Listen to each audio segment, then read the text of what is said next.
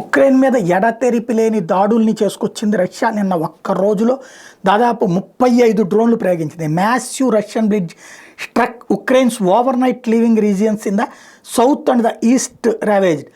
2 people were reportedly killed and more than 5 people were wounded in the attacks. Ukraine's air defense systems managed to shoot down 15 Iran-designed drones fired by Russia, while 20 bypassed the systems. 2 missiles were also reportedly fired by Russia at Ukraine overnight. Ukraine said that Russia targeted civilian, military and energy infrastructure in Kyiv, Kharkiv, Kherson, Donetsk and Dnipropetrovsk regions. Russian air defense systems shot down 21 Ukrainian drones over Crimea at the same time. Meanwhile, Ukraine claims to have destroyed Sukhoi 34 bomber jet in the Luhansk region. ఇది వరుసపెట్టి ఒకళ్ళ మీద ఒకళ్ళు పెద్ద యుద్ధమే చేసుకున్నారు. 35 డ్రోన్స్ని Russia వాడితే వాటిలో 15ని ధ్వంసం చేయగలిగింది ఉక్రెయిన్కి సంబంధించిన డిఫెన్స్ సిస్టమ్.